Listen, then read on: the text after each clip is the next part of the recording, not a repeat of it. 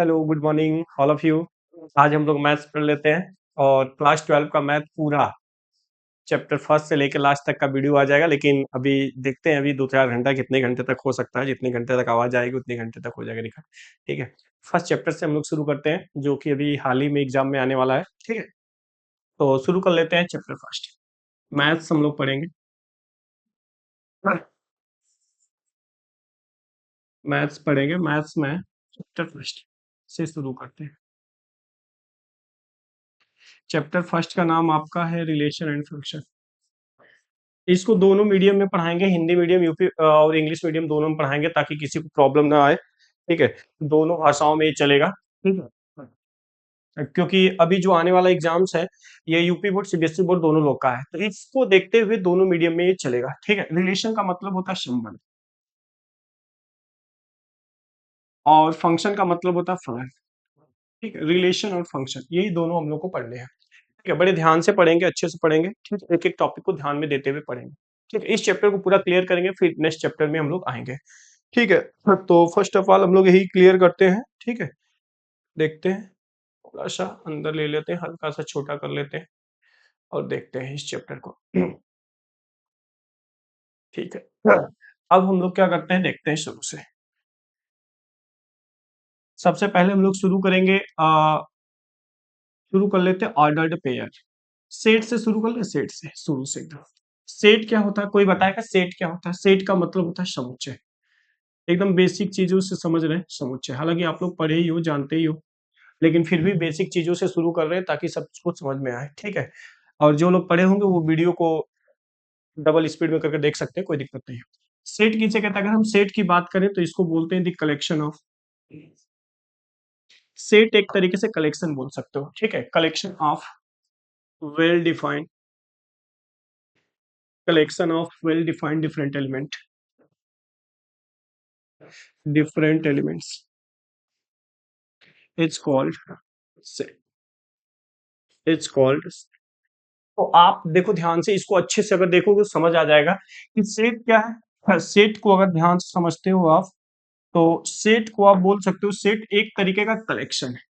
Set कैसा है जी? Set एक तरीके का कलेक्शन है। कलेक्शन का मतलब क्या होता है? कलेक्शन का मतलब हिंदी वाले समझेंगे संग्रह। ठीक है, संग्रह। संग्रह कलेक्शन किसी भी चीज का हो सकता है।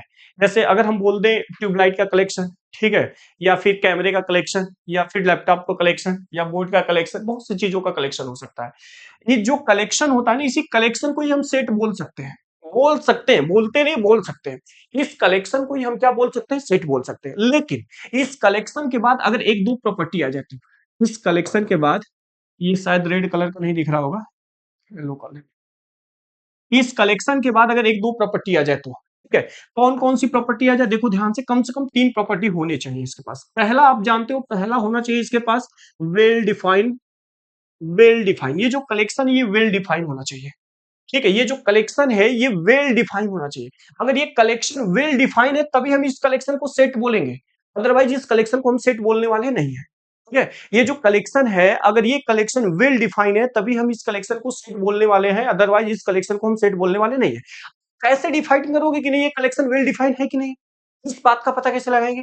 इस बात का पता हम कैसे लगाएंगे कि ये कलेक्शन वेल डिफाइन है कि नहीं? तो इसके लिए हम क्या करेंगे, इसके लिए हम लोग ये कि कोई डिफिनीशन अगर बनाई हो तो ठीक है, नहीं बनाई गई हो तो किस तरीके से पता लगेंगे। मान लो कि कोई चीज है, सपोज ये कोई चीज है, और उस चीज को सारे लोग, हमारे अकॉर्डिंग भी वही हो, आपके अकॉर्डिंग भी वही हो, किसी अन्य के अकॉर्डिंग भी वही हो, जब सबके अकॉर्डिंग चीजें सेम हो रही है, उसको हम कहेंगे कि ये चीजें वेल डिफाइंड है। और जब सबके अकॉर्डिंग चीजें डिफरेंट डिफरेंट हो रही है, तब हम उसको कहेंगे ये जो कलेक्शन ये वेल डिफाइंड नहीं है। ठीक है, को सर एकदम समझ नहीं आया, एक एग्जांपल समझिए। एग्जांपल सुनो, एग्जांपल अगर मान लो क्लास 12 में हम क्लास लिए, ठीक है, क्लास लेने के बाद अगर हमसे कोई पूछा कि नहीं सर कितने स्टूडेंट थे, तो हम बता दें कि नहीं इसमें 20 स्टूडेंट थे। कितने स्टूडेंट थे? 20 स्टूडेंट। ठीक है, हमारे अकॉर्डिंग 20 स्टूडेंट है। कोई और टीचर आया, उसी क्लास में क्लास लिया, क्लास लेने के बाद फिर वो बाहर गया, उनसे पूछा गया कितने स्टूडेंट, वो भी बताया 20 स्टूडेंट। दैट मीन्स सबके अकॉर्डिंग, और कोई तीसरा टीचर अगर आएगा, क्लास लेगा, क्लास लेने के बाद उससे पूछा जाएगा कितने स्टूडेंट थे, वो भी बोलेगा कितना, 20 स्टूडेंट। दैट मीन्स सबके अकॉर्डिंग चीजें सेम है। सबके अकॉर्डिंग चीजें क्या है? सेम है। तो सबके अकॉर्डिंग चीजें जब सेम रहेगी तो उसे हम कहेंगे वेल डिफाइंड। उसे हम क्या बोल देंगे, वेल डिफाइंड। सुनो ध्यान से, कौन सबके अकॉर्डिंग चीजें सेम नहीं है। जैसे अगर हमसे उसी क्लास के बारे में पूछ दिया गया कि सर आप बताइए कि उसमें गुड स्टूडेंट कौन है, अच्छा स्टूडेंट कौन है उसमें, तो हम हो सकता है किसी को, इस वाले बच्चे को बता दें कि नहीं हाँ ये लड़का सर काफी होशियार है। लेकिन अगर वही दूसरे फिजिक्स के टीचर के उनसे अगर पूछा गया कि नहीं सर आप बताइए कि नहीं वेल डिफाइंड इसमें अच्छा लड़का कौन है, हो सकता है कि वो जिसको हम बताएं उसको ना वो पसंद करे, दूसरे बच्चे को पसंद करे, हो सकता है ऐसा। तो उनके अकॉर्डिंग कोई और, हमारे अकॉर्डिंग कोई और, किसी तीसरे अकॉर्डिंग कोई और, मतलब सबके अकॉर्डिंग जब चीजें अलग अलग होती है तो उसे हम वेल डिफाइंड नहीं कहते हैं। राइट है बात। तो वेल डिफाइंड क्या होता है, वेल डिफाइंड का सीधे सीधे मतलब ये हुआ कि जब सबके अकॉर्डिंग चीजें सेम होती है तो उसे वेल डिफाइंड कहते हैं, और जब सबके अकॉर्डिंग चीजें सेम नहीं होती है तो उसे वेल डिफाइंड नहीं कहते हैं। समझ आया। अब देखो, अभी हमने बोला कि जितने दुनिया के जितने भी कलेक्शन होंगे उस कलेक्शन को हम सेट बोल सकते हैं। जितने भी कलेक्शन होते हैं उस कलेक्शन को हम सेट बोल सकते हैं। उसमें होनी चाहिए क्या चाहिए, उसकी प्रॉपर्टी ये होनी चाहिए कि उसको वो क्या होना चाहिए, वेल डिफाइन होना चाहिए। वे क्या होना चाहिए, वेल डिफाइन होना चाहिए। ठीक है, वेल डिफाइन के साथ साथ आप बोलेंगे सर इसमें और भी प्रॉपर्टी होनी चाहिए, तो वेल डिफाइन होना चाहिए। साथ में देखो, जो सेट होता है सेट को हम कर्ली ब्रैकेट से डिनोट करते हैं, it is denoted bye curly bracket. ठीक है, इसको हम कर्ली ब्रैकेट से डिनोट करेंगे। ठीक है, कर्ली ब्रैकेट के अंदर जो एलिमेंट लिखेंगे, कर्ली ब्रैकेट के अंदर जो एलिमेंट लिखेंगे वो एलिमेंट डिफरेंट होने चाहिए, डिफरेंट एलिमेंट्स होने चाहिए। ठीक है, डिफरेंट एलिमेंट्स होने चाहिए। फॉर एग्जाम्पल आप कहोगे सर एग्जाम्पल देकर समझाइए, चलिए एग्जाम्पल देकर हम समझा देते हैं। देखो, एक एग्जाम्पल समझो, एक एग्जाम्पल समझो। ठीक है, एग्जाम्पल समझो। जैसे अगर हम कोई सेट लिख लेते हैं, जैसे लाइक ए एक सेट है तो इसके अंदर अगर 1 2 3 4 5 ये एलिमेंट लिख दिया। ठीक है, तो ये जितने भी एलिमेंट है दैट मीन्स ये एक अलग एलिमेंट होगा, ये वाला एक अलग एलिमेंट होगा, ये भी अलग एलिमेंट होगा। सारे एलिमेंट क्या देख रहे हो आप, अलग अलग। ठीक है, आप इसे सेट कहोगे, इसमें कोई दिक्कत होने वाली नहीं है, आप इसे सेट बोलोगे। लेकिन एक दो और एग्जाम्पल के थ्रू अगर हम आपको समझाएं कि सेट क्या है, तो अगर हम सपोज ये बी है तो बी अगर हम एक कलेक्शन दे देते हैं, सपोज ये कलेक्शन दे देते हैं, ये ले नहीं रहा, एक कलेक्शन हम लेते हैं लाइक द कलेक्शन ऑफ, ठीक है, the collection of, Hindi medium वाले ध्यान से समझना, वेल डिफाइन का मतलब होता है सुपरिभाषित, सुपरिभाषित। वेल डिफाइन का मतलब होता है सुपरिभाषित, सुपरिभाषित। ठीक है, अच्छे से जो डिफाइन हो। ठीक है, तो द कलेक्शन ऑफ, ठीक है, best player, the collection of best player of world, the collection of best player of world. विश्व का सबसे अच्छा प्लेयर कौन, किसे मानते हैं आप, विश्व का सबसे अच्छा प्लेयर आप किसे मानते हैं। ठीक है, विश्व के सबसे अच्छे प्लेयर का कलेक्शन। आप बताओ विश्व के सबसे अच्छे प्लेयर जो हैं, हमारे अकॉर्डिंग अगर विराट कोहली हो सकते हैं तो किसी और के अकॉर्डिंग मलिंगा भी हो सकता है, और भी अलग अलग प्लेयर हो सकते हैं, सबके अकॉर्डिंग अलग अलग प्लेयर हो सकते हैं। दैट मीन्स हम ये बोल सकते हैं कि सबके अकॉर्डिंग जब चीजें डिफरेंट डिफरेंट होती है तो वो आपका सेट नहीं होता है। दैट मीन्स ये वाला जो है the collection of best player of the world, ये आपका सेट नहीं है। ठीक है, ये आपका बिल्कुल सेट होने वाला नहीं है। नेक्स्ट अगर हम बात कर लें, एक और एग्जांपल्स की अगर बात कर लेते हैं, ठीक है, एक और एग्जांपल की बात कर लेते हैं, the collection of natural number, the collection of natural number. Natural number का कलेक्शन अगर हम बात करें तो natural number is denoted by capital N.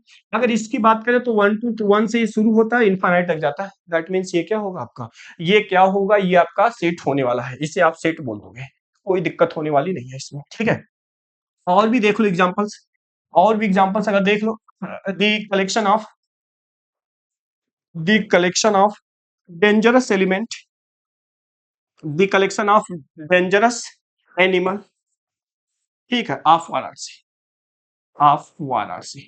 Varanasi के डेंजरस एलिमेंट, खतरनाक जानवरों का समूह। अब बता दो खतरनाक जानवर किसे मानते हैं, सब लोग अलग अलग हो सकता है, कोई भी खतरनाक जानवर बन सकता है, कभी कभी गैया भी खतरनाक बन सकती है। ठीक है, अलग अलग सिचुएशन में अलग अलग जानवर जो हो सकते हैं वो क्या हो सकते हैं, खतरनाक बन सकते हैं। तो इस वजह से इसको भी हम लोग क्या कहते हैं, ठीक है, इसको भी हम लोग सेट नहीं मानते हैं। ठीक है, ये तो हो गई सेट की बात। लोग नेक्स्ट, नेक्स्ट नहीं ले रहा, अच्छा यहाँ से। ठीक है, अब नेक्स्ट हम लोग पढ़ेंगे, नेक्स्ट हम लोग सेट के बाद हम लोग देखेंगे ऑर्डर्ड पेयर। ठीक है, समझ लेते हैं ऑर्डर्ड पेयर क्या होता है। ऑर्डर्ड पेयर, इसको हिंदी में कहते हैं जी क्रमिक युग्म, क्रमिक युग्म। ऑर्डर्ड पेयर का मतलब होता है क्रमिक युग्म। क्रमिक युग्म क्या होता है, क्रमिक युग्म को अगर हम आपको बताएं तो ये दो संख्याओं का एक समुच्चय होता है, दो संख्याओं का एक समुच्चय होता है। ठीक है, इसमें दो संख्याएं होती हैं, दो संख्याएं होती हैं, टू नंबर्स होते हैं, दो संख्याएं होते हैं, ठीक है, टू नंबर्स होते हैं।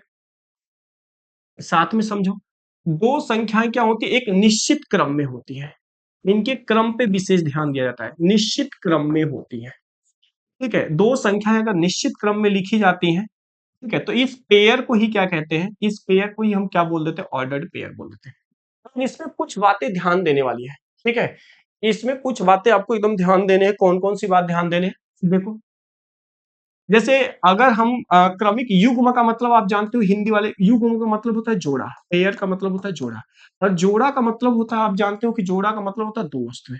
जहां पे दो वस्तुएं होती है उसी को हम लोग युग्म कहते हैं या फिर पेयर कहते हैं, ठीक है। और क्रमिक का मतलब होता है क्रम से, क्रमिक ऑर्डर का मतलब होता है उसमें क्रम से, ठीक है, डिफिनिट ऑर्डर, डिफिनिट होने चाहिए, और यहाँ पे क्या होना चाहिए, क्रम से। मतलब अगर कोई, ठीक है, अगर दो संख्याओं को एक निश्चित क्रम में लिखा जाए, दो संख्याओं को एक निश्चित क्रम में लिखा जाए, तभी हम उसको क्या बोल सकते हैं, ऑर्डर्ड पेयर बोल सकते हैं, अदरवाइज उसको ऑर्डर्ड पेयर बोलने वाले नहीं है। एग्जाम्पल समझना, अगर हम बात एग्जाम्पल्स की करते हैं, एक छोटा सा एग्जाम्पल समझना, इससे आपको पकड़ में आएगी बात, ठीक है। जैसे मान लीजिए, ठीक है, पहनना है, तो अच्छा, ये आपको पहनना अगर है तो आप सबसे पहले क्या पहनते हैं, आप सबसे पहले सॉक्स पहनते हैं, फिर उसके बाद आप शूज पहनते हो। लेकिन गलती से भी आप, अगर आपने क्या किया, ठीक है, गलती से अगर आपने कभी भी शूज को पहले पहन लिया, सॉक्स को बाद में पहन लिया, तो उस केस में ये पूरा ऑर्डर ही आपका गलत हो जाएगा। दैट मीन्स इसमें कुछ आप अपनी बातें नोट कर समझना। पहली बात ये समझना कि ऑर्डर्ड पेयर जो होता है, ऑर्डर्ड पेयर जो होता है, ठीक है, वो हमेशा कैसे लिखा जाता है, दो ऑब्जेक्ट अगर रहेंगे तो पहले एक्स को लिखा जाएगा फिर वाई को लिखा जाएगा। और दूसरी बात समझना, हाँ, कि ऑर्डर्ड पेयर को, एक्स कॉमा वाई को, कभी भी आप वाई कॉमा एक्स नहीं लिख सकते हो, कभी भी आप वाई कॉमा एक्स नहीं लिख सकते हो।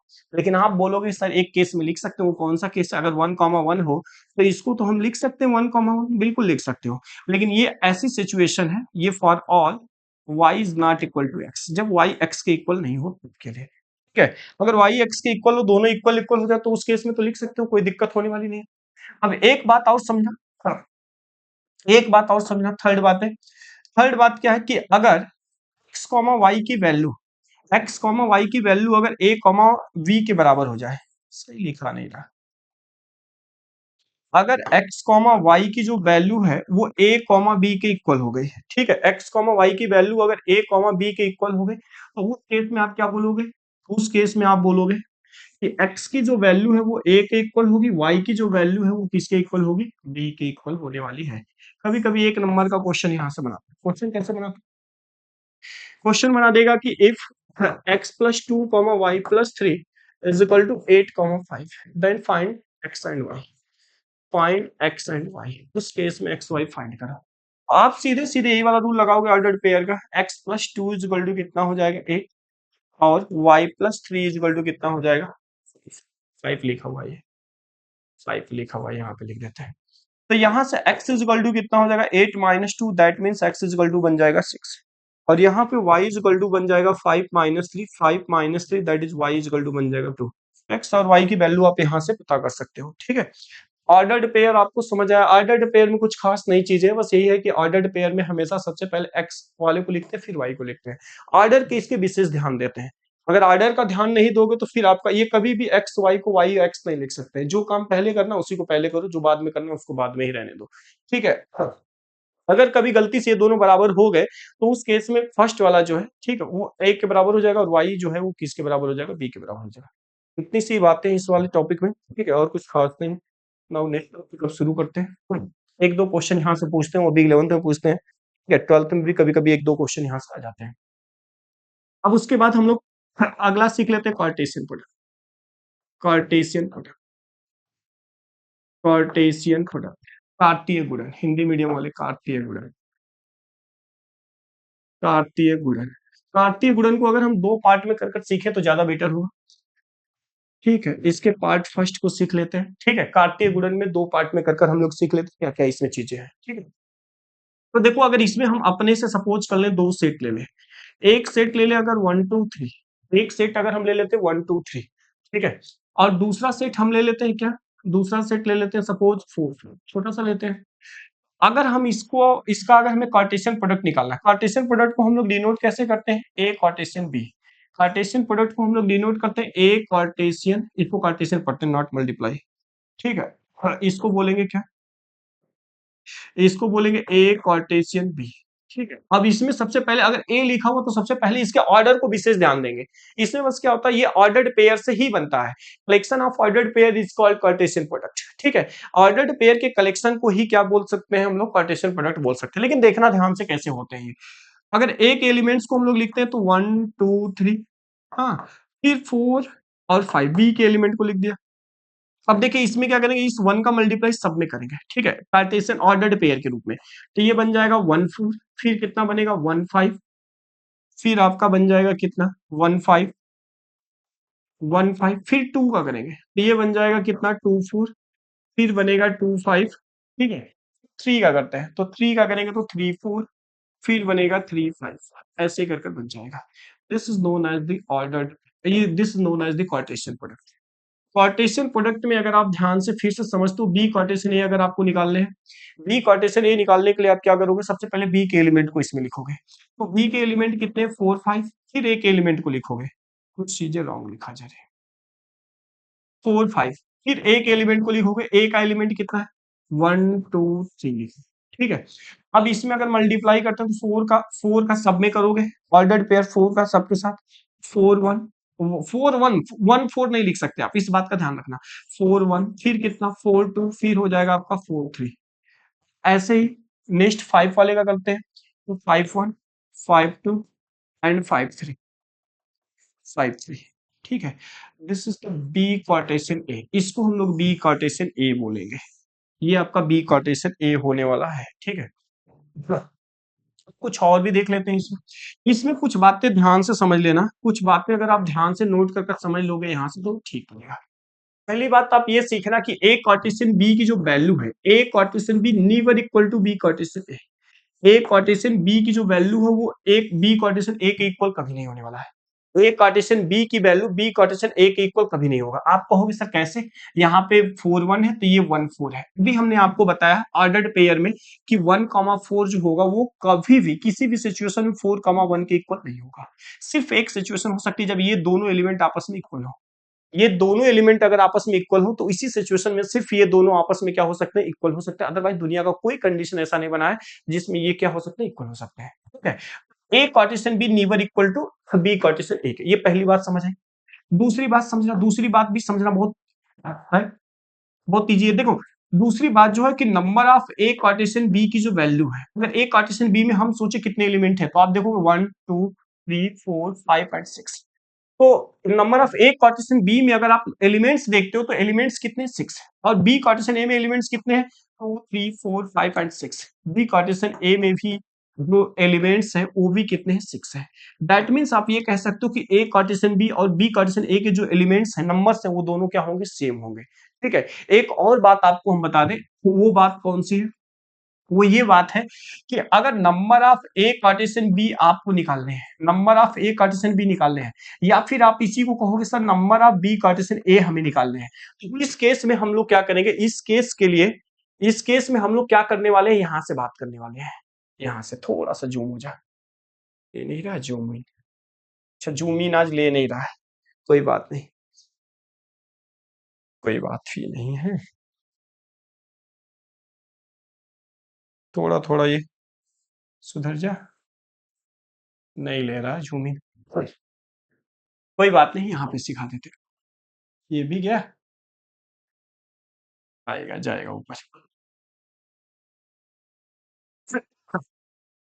जूम इन ले नहीं रहा इस वजह से, यहाँ पे हाँ आया, इसको यहाँ पे,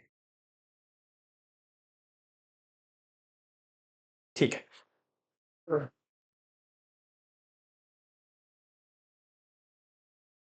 ठीक है ले लिया, ले लिया ले लिया ले लिया, ठीक है इट्स ओके। तो जूम इन ले लिया। अब देखो एक और बात आप सीख लो, एक बात आपको कौन सी सीखनी, थर्ड 13 पॉइंट्स हम आपको बता रहे हैं, थर्ड वाला पॉइंट्स यहाँ पे लिख देते हैं, उसमें समझ नहीं आया। Number of A Cartesian B, number of A Cartesian B की जो वैल्यू होती है वो इक्वल होगी किसके, वो इक्वल होगी नंबर ऑफ बी कार्टेशियन ए के, नंबर ऑफ बी कार्टेशियन ए के। और यही जो वैल्यू है यही आपको मेन समझने है, यही जो वैल्यू है अगर आप ध्यान से देखोगे नंबर ऑफ ए की जो वैल्यू है यहाँ पे अगर दिख रहा होगा आपको तो जूम करने की जरूरत नहीं, अगर यहाँ पे दिख रहा तो नंबर ऑफ ए में जो एलिमेंट्स है वो आप देखोगे तो 3 एलिमेंट्स है। नंबर ऑफ ए में जो एलिमेंट्स है, नंबर ऑफ ए में अगर आप यहाँ से एलिमेंट निकाल दो तो 3 एलिमेंट्स है।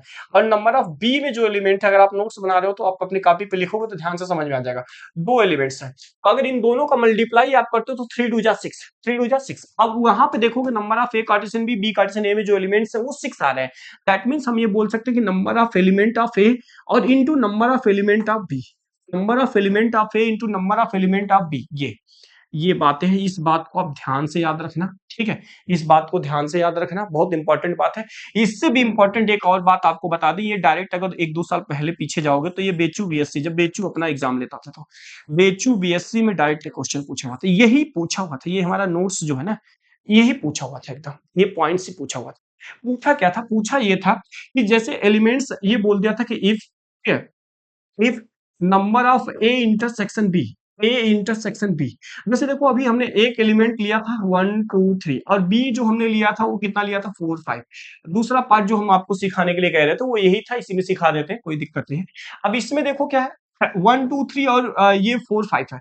अगर हम आपसे पूछे कि बताओ बच्चा ए इंटरसेक्शन बी में कितने एलिमेंट्स कॉमन है तो आपको होगा सर एक भी एलिमेंट कॉमन नहीं है, नो एलिमेंट्स कैन फॉर्म, कोई एलिमेंट कॉमन नहीं है, ठीक है। अगर कॉमन एलिमेंट्स होते हैं, अगर कॉमन एलिमेंट्स होते हैं लाइक अगर हम इसमें एलिमेंट लिख देते कितना, अगर इसमें एलिमेंट हम लिख देते हैं 2 लिख देते हैं 1 लिख देते हैं तो आप कहते हैं इस केस में सर 2 एलिमेंट कॉमन है, 2 और 1 2 एलिमेंट कॉमन है। अगर वही चीज आपसे यहाँ पे हम बता रहे हैं कि अगर ए इंटरसेक्शन बी है, ए इंटरसेक्शन बी मतलब ए और बी में कॉमन एलिमेंट, अगर ए और बी में कॉमन एलिमेंट कैपिटल एन है, ए और बी में अगर कॉमन एलिमेंट कितने कैपिटल एन है, उस केस में आपसे पूछेगा देन देन आप बता दो नंबर ऑफ, ठीक है, number of A Cartesian B, A Cartesian B और बी कार्टेशियन ए में, ए कार्टेशियन बी और बी कार्टेशियन ए में कितने एलिमेंट कॉमन होंगे, ठीक है। ये आप अपने से प्रैक्टिकल कर कर भी देख सकते हो, करना कुछ नहीं है, बस इस एग्जांपल को जो हमने लिया इस एग्जांपल में आप क्या करना, इस एग्जांपल में आप दो चीजें पता कर कर बता देना, ए कार्टेशियन बी पता कर लेना और बी कार्टेशियन ए पता कर लेना, ए कार्टेशियन बी और बी कार्टेशियन ए पता कर लेना। और पता करने के बाद फिर आप ये देखना कि ए कार्टेशियन बी में और बी कार्टेशियन ए में कितने एलिमेंट कॉमन है। एक चीज हम आपको बता दें कि अगर यहाँ पे 1 2 एलिमेंट कॉमन है मतलब 2 एलिमेंट कॉमन है तो इसमें ए क्वेश्चन बी क्वेश्चन ए में एन स्क्वायर एलिमेंट कॉमन हो जाएंगे, जितने एलिमेंट है ना उसी का स्क्वायर हो जाएगा, ठीक है। इतने एलिमेंट्स इसमें क्या हो जाएंगे, कॉमन हो जाएंगे, इस बात को एकदम ध्यान से याद रखना, ठीक है। ये क्वेश्चन डायरेक्ट ही पूछा था कि इसमें अगर एन एलिमेंट कॉमन है तो इसमें कितने एलिमेंट्स कॉमन होंगे, इस बात को एकदम ध्यान से रखना, ठीक है, सीयूटी के लिए इंपॉर्टेंट क्वेश्चन है, ठीक है। तो ये हो गया हमारा कार्टेशियन प्रोडक्ट। कार्टेशियन प्रोडक्ट के बाद अब हम लोग कर लेते हैं रिलेशन, जो कि हमारे चैप्टर्स का भी नाम है, रिलेशन। रिलेशन तो रिलेशन देखो, रिलेशन का मतलब हम लोग जानते हैं बच्चे संबंध होता है। रिलेशन को हम लोग बोलते क्या है, संबंध कहते हैं, रिलेशन को हम लोग संबंध कहते हैं। और रिलेशन जो होता है, रिलेशन जो होता है ये क्या होता है, सबसेट होता है किसका, कार्टेशियन प्रोडक्ट का, सबसेट होता है किसका, कार्टेशियन प्रोडक्ट का, ठीक है। मतलब जो कार्टेशियन प्रोडक्ट है, कार्टेशियन प्रोडक्ट से ही क्या बनते हैं, रिलेशन बनते हैं, ठीक है। एक लाइन में अगर हम रिलेशन की डिफिनेशन लिखना है तो बोलेंगे कि relation is the subset of Cartesian product, Cartesian product, Cartesian product Hindi वाले, कार्तीय गुणन का उपसमुच्चय संबंध होता है, कार्तीय गुणन का उपसमुच्चय संबंध होता है, इस बात को ध्यान रखना, ठीक है। कार्टेशियन प्रोडक्ट जो होता है, कार्तीय संबंध जो होता, रिलेशन जो होता है वो कार्टेशियन प्रोडक्ट का जो उपसमुच्चय होता है उसी को क्या बोलते हैं, रिलेशन बोलते हैं, इस बात को ध्यान रखना आप, ठीक है, इस बात को आप ध्यान रखना। अब देखो इसी से सारे रिलेशन बनाए जाते हैं, दुनिया के जितने भी रिलेशन बनाए जाते हैं सब इसी से बनाए जाते हैं। अब हम लोग सीख लेते हैं टाइप्स ऑफ रिलेशन, ठीक है, बहुत ज्यादा इसमें नहीं सीखते, अब सीख लेते हैं इसमें types of relation, types of relation, ठीक है। रिलेशन के प्रकार, संबंध के प्रकार, संबंध के प्रकार, संबंध के प्रकार, ठीक है। टाइप्स ऑफ रिलेशन, रिलेशन कितने टाइप्स के होते हैं, तो रिलेशन देखो हम ये बता नहीं सकते कितने, बहुत सारे टाइप्स होते हैं, ठीक है, जितना पढ़ सकते हैं उतना हो जाएंगे। इम्पटी रिलेशन, ठीक है। दूसरा देखो आइडेंटिटी रिलेशन, आइडेंटिटी रिलेशन, ठीक है, तीसरा देखो रेफ्लेक्सिव रिलेशन, रेफ्लेक्सिव रिलेशन। चौथा देखो सिमेट्रिक रिलेशन, सिमेट्रिक रिलेशन। पांचवा देखो anti symmetric relation, anti symmetric relation. ठीक है, एंटी सिमेट्रिक रिलेशन। 6 नंबर का देखो ट्रांजिटिव रिलेशन, ट्रांजिटिव रिलेशन। ठीक है, और 7th नंबर आप देखोगे तो ये हो जाएगा equivalence relation, equivalence relation, equivalence relation. ठीक है, थोड़ा थोड़ा सब में बता देते हैं, अगर बहुत डीप में बताने जाएंगे तो बहुत समय लग जाएगा। थोड़ा थोड़ा बताकर हम चैप्टर को खत्म करते हैं। क्लास 12 में मेनली आपको पढ़ने कौन कौन से हैं? Reflexive relation, symmetric relation, transitive relation, equivalence relation. Equivalence class भी पढ़ने होते हैं। सब मिला जुला कर आपको ये 4 टॉपिक पढ़ने हैं क्लास 12 के अंदर। ठीक है, क्लास 12 के अंदर ये 4 टॉपिक पढ़ने हैं, लेकिन थोड़ा थोड़ा व्यू हम सबका दे देते हैं। देखो, अगर हम बात इम्पटी रिलेशन की करते हैं, हिंदी वाले, इम्पटी रिलेशन का मतलब होता है रिक्त संबंध, रिक्त संबंध। ठीक है, आइडेंटिटी का मतलब होता है तत्समक, तत्समक संबंध। ठीक है, रिफ्लेक्सिव का मतलब होता है समतुल्य संबंध, समतुल्य संबंध। सिमेट्रिक का मतलब होता है सममित संबंध, सममित संबंध। और एंटी सिमेट्रिक का मतलब होता है प्रतिसममित, प्रतिसममित संबंध।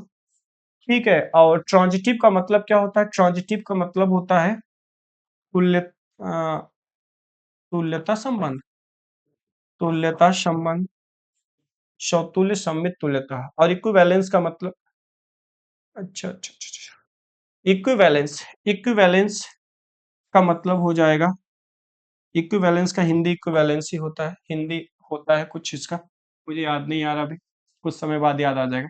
इम्पटी रिलेशन का देखते हैं, इम्पटी रिलेशन, इम्पटी रिलेशन क्या होता है? अगर कार्टेशियन प्रोडक्ट, देखो कार्टेशियन प्रोडक्ट से ही क्या होते हैं, कार्टेशियन प्रोडक्ट से ही क्या होते हैं? रिलेशन बनते हैं।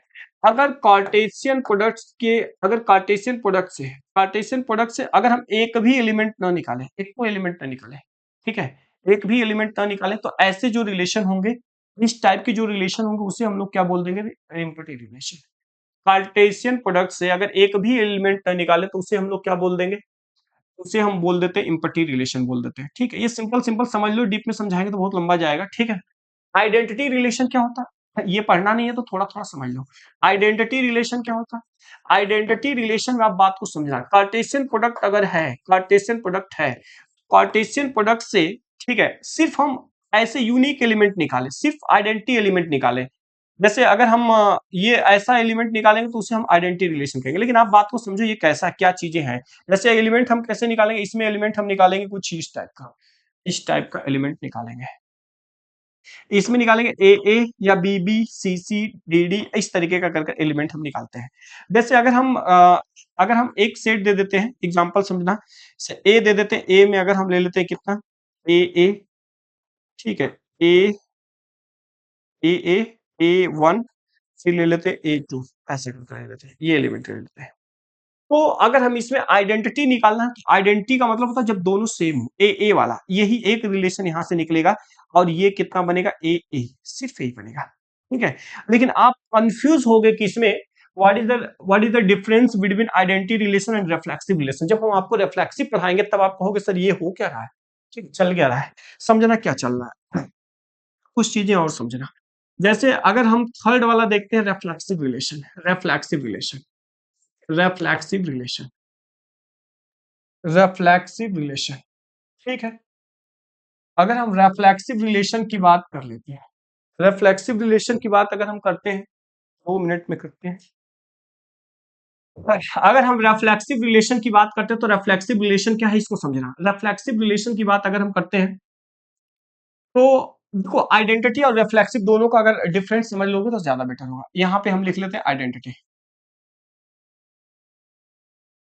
Identity relation, identity relation, reflexive relation. जैसे देखो, कोई सेट है, ए में अगर एलिमेंट हो गए सपोज 1 2 3, और बी में जो एलिमेंट हो गए वो कितने हो गए? कुछ भी, ए ही ले लेते हैं, कोई दिक्कत नहीं है, ए ले लेते हैं। ठीक है, ए क्रॉस ए अगर हम निकालते हैं यहाँ से, ए क्रॉस ए, तो आप कहोगे सर इसमें क्या क्या होगा? 1 1 होगा, 1 2 होगा, ठीक है, 1 3 होगा, 1 फिर 2 1 होगा, 2 2 होगा, थोड़ा ध्यान से समझना, 2 2 होगा, फिर कितना होगा, 2 3 होगा, फिर ऐसे ही 3 का लेंगे, 3 1 होगा, 3 2 होगा और 3 3 होगा। ये आपके क्या होंगे, कार्टेशियन प्रोडक्ट बनेंगे। ये अगर हमने एक सेट लिया है 1 2 3 कर, उसके कार्टेशियन प्रोडक्ट कौन से बनेंगे, ये सारे कार्टेशियन प्रोडक्ट बन जाएंगे। देखो इस कार्टेशियन प्रोडक्ट से अब हमने बोला कि कार्टेशियन प्रोडक्ट से अगर हम एलिमेंट निकालते हैं और निकाल कर उसका सबसेट बना लेते हैं तो उसी को तो रिलेशन कहते हैं। लेकिन रिलेशन में हमें कौन सा रिलेशन सीखना है, तो आप कहोगे सर आइडेंटिटी सीखना है, रिफ्लेक्सिव सीखना है।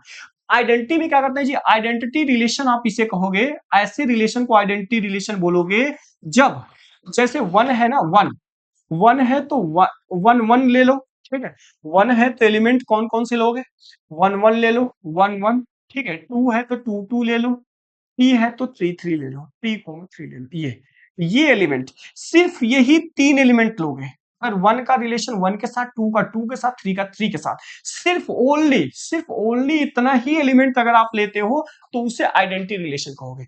लेकिन सिमेट्रिक में सीखना, सिमेट्रिक में क्या होता है, रिफ्लेक्सिव में क्या होता है, रिफ्लेक्सिव रिलेशन जो होता है, रिफ्लेक्सिव रिलेशन, ठीक है, उसमें क्या होता है, रिफ्लेक्सिव रिलेशन में क्या होता है कि अगर इसमें 1 1 ले लिया, 2 2 ले लिया और 3 3 ले लिया, तो ये आइडेंटिटी भी है, ये रिलेशन आपका आइडेंटिटी भी है और साथ में रिफ्लेक्सिव भी है, ठीक है, रिफ्लेक्सिव भी है, ठीक है।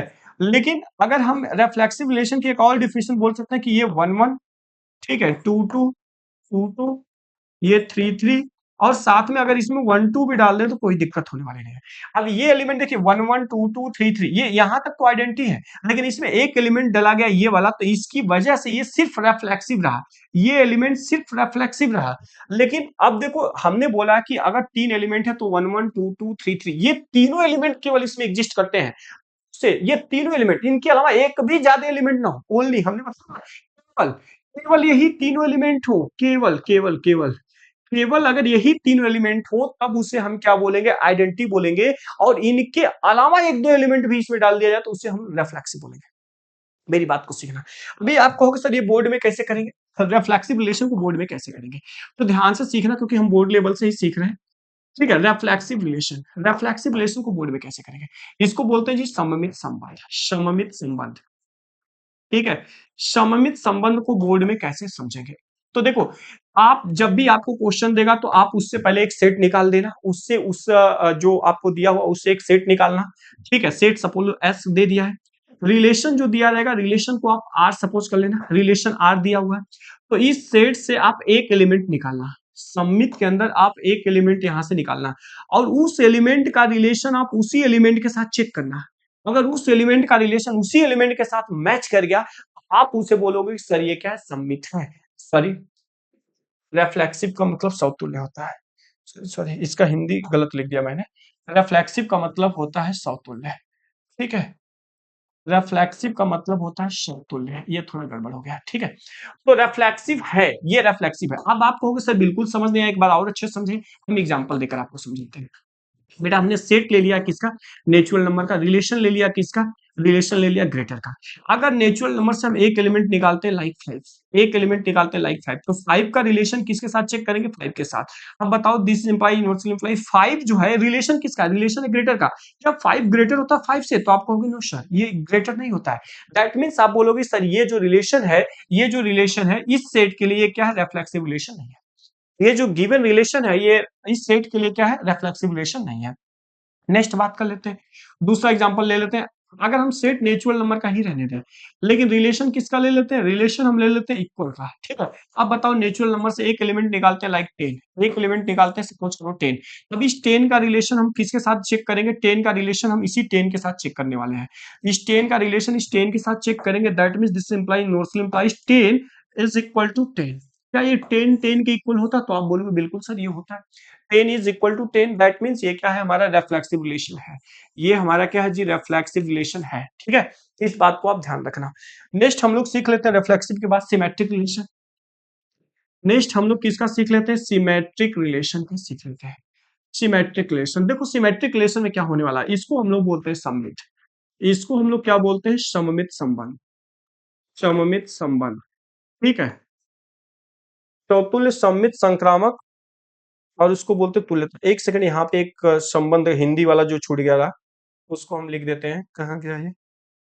पेज नंबर 2 3, बस जस्ट अ सेकेंड, इसको संशोधित कर दें टाइप शीट का। हाँ, सौतुल्य सम्मित तुल्यता, सौतुल्य सम्मित संक्रामक, इसको हम संक्रामक बोलते हैं। एक सेकंड, ये जो होता है इसका हिंदी नाम जो है ना, ये होता है संक्रामक। एक सेकंड, एक सेकंड, इसको हम लोग बोल देते हैं संक्रामक और इसको हम लोग बोल देते हैं तुल्यता।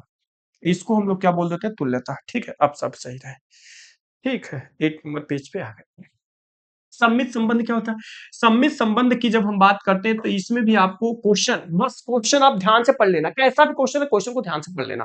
क्वेश्चन को पढ़ने के बाद वहां से सिर्फ 2 चीजें तुम निकाल देना। उस क्वेश्चन को ध्यान से पढ़ने के बाद सिर्फ वहां से आप 2 चीज निकाल देना। उस क्वेश्चन कितना भी बड़ा दे दे क्वेश्चन, 2 बातें आप वहां से निकाल कर हमें दे देना।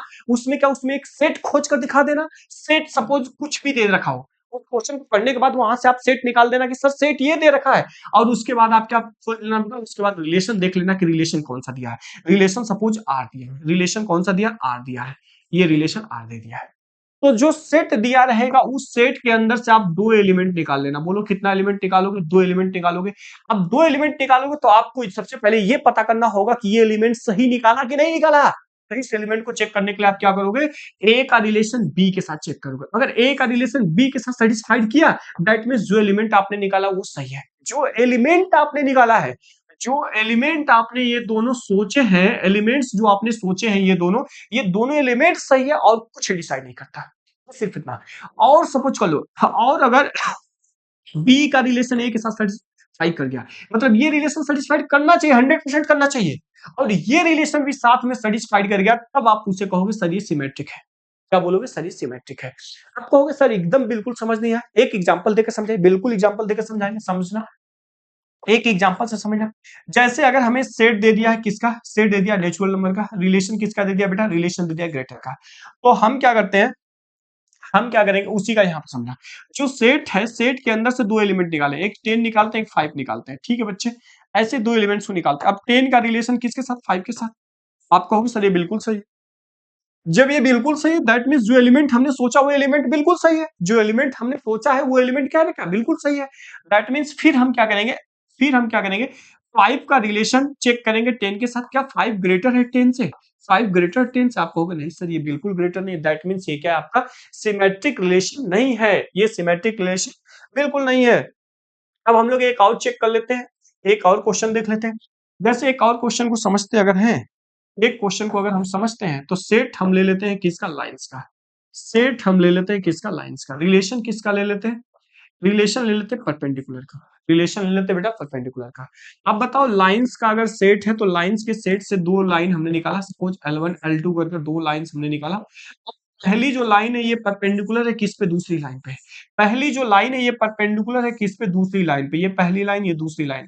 पहली लाइन दूसरी पे परपेंडिकुलर, क्या दूसरी लाइन, दूसरी लाइन यहां से बताओ आप, क्या दूसरी लाइन पहली लाइन पे परपेंडिकुलर होगी? तो आप बोलोगे बिल्कुल होगी सर। दैट मीन्स ये क्या होगा? ये आपका सिमेट्रिक रिलेशन होगा। ठीक है। नाउ नेक्स्ट, अगर हम लोग नेक्स्ट बात कर लेते हैं ट्रांजिटिव रिलेशन की। थर्ड वाला जो पॉइंट है उसको हम लोग देख लेते हैं ट्रांजिटिव रिलेशन की। ट्रांजिटिव रिलेशन की, अगर हम ट्रांजिटिव रिलेशन की बात करते हैं तो ट्रांजिटिव रिलेशन में भी क्वेश्चन को पढ़ना है आप ध्यान से, जब एग्जाम आएगा तो उसमें क्या करना, 2 चीजें निकालना। एक सेट निकाल लेना, सेट किसका होगा? सेट, सेट को आप ले लेना एस, और रिलेशन को आप ले लेना बेटा कितना? आर। तो सेट के अंदर से 3 एलिमेंट निकाल लेना, 3 एलिमेंट आप निकाल लेना। सेट के अंदर से कितने एलिमेंट निकालने हैं आपको? सेट के अंदर से आपको 3 एलिमेंट निकाल लेने हैं। कौन कौन सा एलिमेंट आपने निकाला? ए बी सी 3 एलिमेंट कर आपने निकाल दिया। ए बी सी 3 एलिमेंट आपने क्या किया? निकाल दिया। अब इस तरीके से निकालो कि ए का जो रिलेशन है वो किसके साथ हो? बी के साथ। ए का रिलेशन बी के साथ सेटिस्फाइड करे, और बी का रिलेशन किसके साथ सेटिस्फाइड करे? बी का रिलेशन सी के साथ सेटिस्फाइड करे, और बी का जो रिलेशन है वो किसके साथ सेटिस्फाइड करे? और बी का जो रिलेशन है वो सेटिस्फाइड कर जाए किसके? सी के साथ।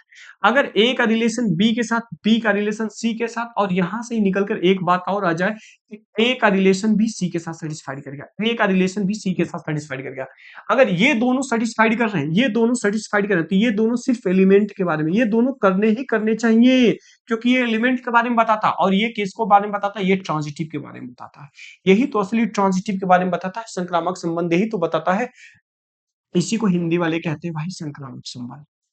संक्रामक संबंध हम लोग इसी को बोलते हैं। ठीक है, इसको एकदम ध्यान से देख लेना, ये वीडियो एकदम अच्छे से बोर्ड में सब फंस जाएंगे। अगर हम इसमें एक क्वेश्चन देखें, तो अगर बेटा हम सेट ले ले किसका, परपेंडिकुलर का, रिलेशन ले ले किसका, अरे यार सेट ले ले लाइंस का ना, सेट हमने ले लिया किसका, लाइंस का, सेट हमने ले लिया किसका, लाइंस का, लाइन बहुत सारे लाइंस है, और रिलेशन ले लिया किसका, रिलेशन ले लिया परपेंडिकुलर का। ठीक है, अगर हम लाइंस में से क्या करते हैं, लाइंस में से दो तीन लाइन को सपोज निकालते हैं, L1 L2 L3, तीन लाइन को हमने निकाला क्योंकि इसमें तीन एलिमेंट निकालने होते हैं, और तीनों एलिमेंट में ये एलिमेंट आपको सेटिस्फाइड करने ही करने हैं। मतलब फर्स्ट एलिमेंट, फर्स्ट लाइन जो वो सेकंड पे क्या है, परपेंडिकुलर है, फर्स्ट लाइन सेकंड पे परपेंडिकुलर, ये फर्स्ट लाइन हो गई, सेकंड पे परपेंडिकुलर सेकंड लाइन ये हो गई। ठीक है, और एक बात और समझ लो, सेकंड लाइन जो है वो परपेंडिकुलर है किस पे, थर्ड लाइन पे, सेकंड लाइन जो है इधर से दिख रहा है यहाँ पे, सेकंड लाइन जो है वो थर्ड लाइन पे परपेंडिकुलर है, मतलब ये सेकंड लाइन है, थर्ड लाइन आपकी ये हो गई, सेकंड लाइन थर्ड लाइन पे, ये थर्ड लाइन है, थर्ड लाइन पे परपेंडिकुलर है। तो आप बताओ क्या यहां से ये बात निकल कर आ रही है कि फर्स्ट लाइन, क्या फर्स्ट लाइन यहां से बताओ, क्या फर्स्ट लाइन परपेंडिकुलर होगी थर्ड लाइन पे, क्या फर्स्ट लाइन परपेंडिकुलर होगी थर्ड लाइन पे, ये फर्स्ट लाइन होने वाली है आपकी, ये फर्स्ट लाइन होने वाली है, और ये थर्ड लाइन होने वाली है, क्या फर्स्ट लाइन और थर्ड लाइन दोनों एक दूसरे के परपेंडिकुलर होगा, तो आप कहोगे सर नहीं, बिल्कुल नहीं, ये परपेंडिकुलर नहीं होगा। अगर ये परपेंडिकुलर नहीं होगा तो आप कहोगे सर ये क्या है, ये हमारा ट्रांजिटिव रिलेशन नहीं है, संक्रामक संबंध नहीं है। तो संक्रामक संबंध नहीं है, तो एक एग्जांपल दीजिए सर जो संक्रामक संबंध हो, तो एक एग्जांपल भी ले लो जो संक्रामक संबंध है, जो संक्रामक संबंध है उसका एक एग्जांपल भी देख लो। तो उसका एक एग्जांपल, एक क्वेश्चन देख लेते हैं। तो जैसे हम लोग अगर सेट ले लेते हैं किसका, सेट ले लेते हैं लाइंस का है, सेट ले लेते हैं लाइंस का, रिलेशन किसका ले लेते हैं, रिलेशन ले लेते हैं बच्चे पैरेलल का, तो रिलेशन ले लेते हैं किसका, पैरेलल का। ठीक है, तो लाइंस जो है बेटा, लाइंस जो है, लाइंस से अगर हम कितनी लाइंस निकाल लेते हैं, तीन लाइन निकाल लेते हैं, L1 L2 L3, ऐसे कर कर हमने सपोज कर लिया तीन लाइन सही है। ठीक है, तीन लाइन अगर हम निकाल लेते हैं, तो जो फर्स्ट लाइन है, फर्स्ट लाइन अगर वो पैरेलल सपोज कर लेते हैं किसके, सेकंड के, पहली लाइन अगर दूसरी के पैरेलल है, ये फर्स्ट लाइन है, ये सेकंड लाइन है, ये फर्स्ट लाइन जो है सेकंड वाले के क्या है, पैरेलल है, समांतर है। दैट मींस और क्या है, और सेकंड लाइन जो है वो पैरेलल है किसके, थर्ड लाइन के, सेकंड लाइन जो है बेटा वो पैरेलल किसके, सेकंड लाइन ये है, सेकंड लाइन ये वाली लाइन किसके हो गए, थर्ड लाइन के पैरेलल हो गए। आप यहां से बता दो क्या यहां से ये बात निकल कर आ रही है कि first line is also parallel to third line, क्या फर्स्ट लाइन थर्ड लाइन के पैरेलल होगी, ये जो फर्स्ट लाइन है थर्ड लाइन के पैरेलल होगी, आप कहोगे बिल्कुल होगी सर, 100% होगी। दैट मींस ये क्या होगा, ये आपका ट्रांजिटिव रिलेशन होगा, दैट मींस ये क्या होगा बेटा, ट्रांजिटिव रिलेशन होगा। ठीक है, ये ट्रांजिटिव रिलेशन होगा, इस बात को ध्यान रखना है। अब एक और आता है जिसको हम लोग कहते हैं तुल्यता संबंध, fourth number, equivalence relation, equivalence relation, equivalence relation, जिसको हम लोग कह देते हैं बेटा तुल्यता संबंध, इसको हम लोग कह देते हैं तुल्यता संबंध, तुल्यता संबंध इसको हम लोग बोल देते हैं। तुल्यता संबंध क्या होता है समझिए, ऐसा संबंध, ठीक है, जो रेफ्लेक्सिव रिलेशन को होल्ड करे, ऐसा संबंध जो रेफ्लेक्सिव रिलेशन को होल्ड करे, साथ में सिमेट्रिक रिलेशन को भी होल्ड करे, साथ में सिमेट्रिक रिलेशन को भी होल्ड करे, और ट्रांजिटिव रिलेशन को भी नहीं छोड़े, इसको भी होल्ड कर जाए, ट्रांजिटिव रिलेशन को भी होल्ड कर जाए, ऐसा रिलेशन, ठीक है, जो सौतुल्य भी है, ऐसा रिलेशन जो सौतुल्य संबंध को भी होल्ड करे, सौतुल्य संबंध को होल्ड करे, सममित सममित संबंध को भी होल्ड करे, ठीक है, और किसको, और संक्रामक संबंध को भी होल्ड करे, और संक्रामक संबंध को भी होल्ड करे, ये तीनों को अगर होल्ड करता है तो हम लोग उसको क्या बोलते हैं, इक्विवेलेंस रिलेशन, तुल्यता संबंध बोल देते हैं। तो ऐसे बहुत सारे एग्जांपल्स होंगे बुक्स में, आप देख लेना। ठीक है, तुल्यता संबंध, तो इस तरीके से हमारा ये जो संबंध वाला था, इस पे क्वेश्चंस बचे हुए, क्वेश्चंस अगर आप ध्यान से इस टॉपिक को समझ लेंगे तो क्वेश्चंस भी एकदम आराम से आप लगा पाएंगे। ठीक है, तो इस तरीके से अगर हम लोग ये जो टॉपिक है संबंध वाला ये तो कंप्लीट किए। अब हम लोग संबंध और फलन, पहले चैप्टर में दो दो टॉपिक क्लास 12 में पढ़े होते हैं, एक संबंध और एक क्या होता है, फलन। ठीक है, संबंधों की संख्या निकालना भी होता है, वो एक एक नंबर का पूछ सकता है। ठीक है, उसको भी हम लोग निकाल सकते हैं। नंबर ऑफ, ये पिछले पेज पे बता देते हैं, नंबर ऑफ रिलेशन अगर आपसे पूछ दे, कभी कभी ये भी पूछ देता है नंबर ऑफ रिलेशन, तो नंबर ऑफ रिलेशन पूछ देता है तो 2 के पावर जो ए में एलिमेंट होते हैं, जो बी में एलिमेंट होते हैं, उसी को मल्टीप्लाई कर देना, बस यही होता है, नंबर ऑफ रिलेशन हो जाता है। ठीक है ना, और ऐसे कर कर एम के पॉइंट, इस तरीके से कर कर आप बहुत सारी चीजें निकाल सकते हैं, लेकिन हम उतना रहने दीजिए, अभी इसमें आइए। ठीक है, मेन मेन जो टॉपिक आपसे पूछता है उस पर आ जाते हैं। तो संबंध हो गया, संबंध के बाद अब हम लोग पढ़ेंगे फलन, संबंध के बाद हम लोग क्या पढ़ेंगे, फलन। फलन, फलन को हम लोग क्या बोलते हैं बच्चे, फंक्शन बोलते हैं। फलन को क्या बोलते हैं? फंक्शन बोलते हैं। ठीक है, फलन पहले क्या होता है, फंक्शन क्या होता है, इसको पहले समझ लो। फंक्शंस होते क्या है, इसको समझ लो। तो देखो बेटा, अगर f such that A change to B, f such that A change to B, अगर ये जो है, ये हमारी कम से कम दो बातें मान ले, ये हमारी कितनी बातें मान ले, दो बातें मान ले, तो इसको हम लोग क्या कहेंगे? फंक्शन कहेंगे। फंक्शन, इसको हम लोग फंक्शन बोलेंगे कब? जब ये दो बातें हमारी मान ले। ठीक है, कौन कौन सी बातें आप समझना एकदम अच्छे से, डायग्राम से, डायग्राम के माध्यम से अगर आप समझोगे तो मुझे लगता है कि एकदम अच्छे से समझ आ जाएगा। ठीक है, ये दोनों बातें मनवाने के लिए ये डायग्राम समझना पड़ेगा। ये डायग्राम है, तो देखो 1 2 3 ABC। ठीक है, इसको समझना, फिर समझना 1 2 3 4 ABC, इसको समझना, फिर 1 2 3 4 ABCDEF, इसको भी आप समझ लेना। ठीक, और एक और सीख लेना। हाँ, इसको यहाँ से भेज लेते हैं। ठीक, ये भी भेज दिया। ठीक है, यहाँ पे भी हो गया। फिर 1 2 3 4 ABCDEF, ये हो गए। फिर यहाँ से हम लोग देखें,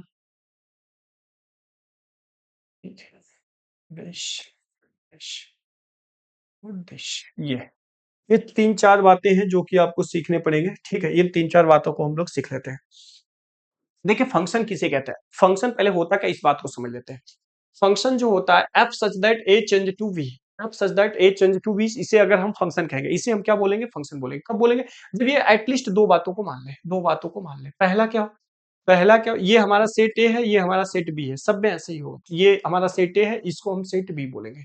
इसमें भी हमारा सेट ए है, ये हमारा सेट बी है, ये भी हमारा सेट ए है, इसको हम बोलेंगे सेट बी। ठीक है, इसको हम फंक्शन बोलने वाले हैं। कब बोलेंगे और किसको फंक्शन बोलेंगे, किसको फंक्शन नहीं बोलेंगे, इस एग्जांपल से, इसके थ्रू आप समझ सकते हो। ठीक है, ध्यान से समझना। If f such that A change to B, ठीक है, होल्ड्स टू लॉ, अगर दो लॉ को ये होल्ड कर जाए। पहला कौन सा है? पहला कोई, ऑल एलिमेंट्स ऑफ सेट ए, ध्यान से सुनना, all elements of set A, ठीक है, बिलोंग्स टू सेट बी। समुच्चय, हिंदी में समुच्चय ए के सभी तत्वों का प्रतिबिंब समुच्चय बी में बने। समुच्चय ए के सभी तत्वों का प्रतिबिंब समुच्चय बी में बने। दैट मीन्स, बनने का मतलब, देखो समुच्चय ए के, देखो इसका एलिमेंट भी बना हुआ, इसका प्रतिबिंब बना हुआ, इसका इमेज बना, इसका भी, इसका भी, इसका बना, ये पहले लॉ को होल्ड कर गया। इसमें ये भी बना रहा है, ये भी बना रहा है, ये भी बना रहा है, ये भी बना, ये भी पहले ला को होल्ड कर गया। इसमें आओ, ये भी बना रहा है, ये भी बना रहा है, ये भी बना रहा है, ये भी पहले ला को होल्ड कर गया। इसमें आओ, ये इमेज बना रहा है, ये भी बना रहा है, ये भी बना रहा है, ये बेचारा नहीं बना रहा है, ये पहले ला को होल्ड नहीं किया, पहले ला को होल्ड नहीं किया। जो पहली कंडीशन हमने बोला कि समुच्चय ए के प्रत्येक तत्वों का प्रतिबिंब समुच्चय बी में होने चाहिए, all elements of set A belongs to set B, ये होल्ड ही नहीं कर रहा, ये होल्ड नहीं कर रहा। ये वाला देखो, इसका कहां बन रहा है, इसमें फोर्स एलिमेंट जो है, फोर का इसमें इमेज नहीं बन रहा ना। दैट मींस ये क्या होगा, ये आपका सेट होगा कि नहीं होगा, पहले आगे समझो। तो ये सेट, ये पहले लॉ को होल्ड नहीं किया। दूसरा लॉ क्या है? दूसरा लॉ क्या है? ये कि सेट ए के प्रत्येक तत्वों का प्रतिबिंब सेट बी में अद्वितीय, अद्वितीय का मतलब होता है जी यूनिक, अद्वितीय, हिंदी वाले, अद्वितीय, अद्वितीय बने, एक बने। अद्वितीय का मतलब एक होता है, लेकिन यहाँ पे शब्द यूज होता है हिंदी में एक, अद्वितीय, और इंग्लिश में क्या यूज होता है? यूनिक। ठीक है, all elements of set A, all elements of set A, ठीक है, holds unique element of set B, holds unique element of set B, मतलब समुच्चय ए के प्रत्येक तत्वों का प्रतिबिंब समुच्चय बी में यूनिक बने। यूनिक शब्द आने चाहिए। अब देखो, इसका इसका देखो यूनिक बन रहा है, ये भी यूनिक बन रहा है, इसका भी। सेट के लिए हमें बी को नहीं देखना, सिर्फ ए को देखना। इस एलिमेंट का यूनिक बन रहा है, इसका भी यूनिक, इसका भी यूनिक, लेकिन इसका देखो, इसका पहले वाले का, इसका यूनिक नहीं बन रहा है, इसका दो बन रहा है। ये दूसरे लॉ को होल्ड नहीं किया, ये दूसरे लॉ को होल्ड नहीं किया। इसमें देखो, ये देखो, इसका यूनिक बन रहा है, ये भी यूनिक बन रहा है, ये भी यूनिक बन रहा है, ये दूसरे लॉ को होल्ड कर गया। इसमें आइए, इसमें इसका यूनिक बन रहा है, बी को नहीं देखना, हमने पहले ही बताया, बी को नहीं देखना, हमें सिर्फ ए को देखना है। तो इसमें ए ये वाला यूनिक बन रहा है, इसको बंद कर लीजिए, ये भी यूनिक बन रहा है, ये भी यूनिक बन रहा है, ये भी यूनिक बन रहा है। दैट मीन्स ये भी दूसरे लॉ को होल्ड कर गया। अगर इसमें देखें तो जितना बना रहा है, ये यूनिक, ये भी यूनिक, ये भी यूनिक, ये भी दूसरे लॉ को होल्ड कर गया, लेकिन पहले लॉ को ये होल्ड नहीं किया था। ये देखो, ये पहले लॉ को होल्ड नहीं किया था, इस वजह से ये फंक्शन नहीं है। अब ये जो है, ये वाला दूसरे लॉ को होल्ड नहीं किया था, इस वजह से ये फंक्शन नहीं है। ठीक है, और ये दोनों फंक्शन होंगे, ये दोनों फंक्शन होंगे, तो फंक्शन किसे कहते हैं आपको समझ में आया होगा। इसमें एक और एग्जांपल के थ्रू समझ सकते हैं। जैसे मान लो हमारे इंडियन आर्मी वाले हैं, ठीक है, वो सब बॉर्डर पे लड़ रहे हैं, तो एक एक अगर आर्मी का जवान है, उसके पास एक गोली है, उसके पास सिर्फ एक गोली है, सबके पास जितने एलिमेंट्स हैं, जितने यहाँ पे जवान हमारे खड़े हैं, सबके पास एक एक गोली है, सबके बंदूक में एक गोली है। तो बताओ, अगर इसके बंदूक में एक गोली है तो एक लोग को आराम से मार सकता है, कोई दिक्कत नहीं। इसके बंदूक में एक गोली है तो एक लोग को मार सकता है, कोई दिक्कत होने वाली नहीं। इसके भी बंदूक में एक गोली है तो एक लोग को मार सकता है। इसके बंदूक में एक गोली है, क्या एक गोली से दो लोगों को मार सकता है कभी? एक गोली से दो लोगों को मार सकता है? आपका जवाब होगा नहीं। दैट मीन्स ये फंक्शन नहीं है। इसमें आ जाओ, इसमें देखो, इसमें इसके बंदूक में एक गोली है, एक लोग को बिल्कुल मार सकता है, कोई दिक्कत होने वाली नहीं। इसके बंदूक में एक गोली है, इसको बी को मार रहा है, और इसके बंदूक में भी एक गोली है, ये भी बी को मार रहा है। तो दो लोग मिलकर एक लोग को मार सकते हैं, कोई दिक्कत वाली बात नहीं। दो लोग मिलकर एक लोग को मार रहे तो कोई दिक्कत नहीं। अब ये देखो, इसके बंदूक में एक गोली है, ये भी मार देगा इसको, ठीक है, जो बच गए उसको छोड़ दो, कोई दिक्कत नहीं। लेकिन इसमें क्या हो जाएगा, ये भी मार सकते हैं, तो दैट मीन्स ये भी फंक्शन होगा। इसमें आइए, इसके बंदूक में एक गोली एक लोग को मारना है, इस भी यही ये भी कर रहा है, ठीक है, सारे लोग यही कर रहे हैं, तो ये भी फंक्शन होगा, कोई दिक्कत नहीं। इसमें आइए, इसके बंदूक में एक गोली है, ठीक है, ये एक लोग को मार सकता है, इसके बंदूक में एक गोली एक लोग को मार सकता है, इसके बंदूक में एक गोली एक लोग को मार सकता है, इसके बंदूक में एक गोली होने के बावजूद भी गोली नहीं चलाया, दैट मीन्स ये इसके बंदूक में गोली होने के बावजूद भी गोली नहीं चला, दैट मीन्स ये मर गया, फंक्शन ही नहीं है, ठीक है। तो फंक्शन के लिए क्या होने वाला है, फंक्शन आप किसे कहोगे, फंक्शन के लिए मेरी दो बातें याद रखना, फंक्शन के लिए मेरी दो बातें याद रखना, कौन कौन सा, if f such that A change to B, ठीक है, holds two law. First law क्या है कि all elements of set A, all elements of set A, ठीक है, belongs to set B, all elements of set A belongs to set B. मतलब set A में एक भी एलिमेंट बचना नहीं चाहिए, सब सीधी सीधी बात सुन लो, इसमें कोई भी एलिमेंट बचना नहीं चाहिए, पहले वाले में कोई एलिमेंट बचना नहीं चाहिए, ठीक है, और एक ही एलिमेंट का दो इमेज नहीं बनना चाहिए। अगर नहीं समझ आया तो एक ही एलिमेंट का दो इमेज नहीं बनना चाहिए, दोनों बात याद रखोगे तो आप समझ जाओगे कि इसको हम फंक्शन बोलने वाले हैं, अदरवाइज उसको फंक्शन बोलने वाले नहीं है, ठीक है। फंक्शन की डिफिनेशन अगर आप समझ गए हो तो डोमेन रेंज सब उतना क्लास में कर लेंगे हम लोग बात, ठीक है। तो जो मेन टॉपिक है उसको समझा देते हैं, क्योंकि बोर्ड का क्विक रिवीजन कर रहे हैं, ठीक है। तो अब देखो, अब हम लोग सीख लेते हैं types of function, types of function, फलन के प्रकार, ठीक है, फलन के प्रकार, फलन के प्रकार, फलन के प्रकार, फलन के प्रकार की अगर हम बात करें तो कौन कौन से होते हैं। पहला आप बोलोगे sir one one function, one one function, ठीक है। दूसरा आप बोलोगे many one function, many one function, many one function. तीसरा आप बोलोगे आन to function, onto function.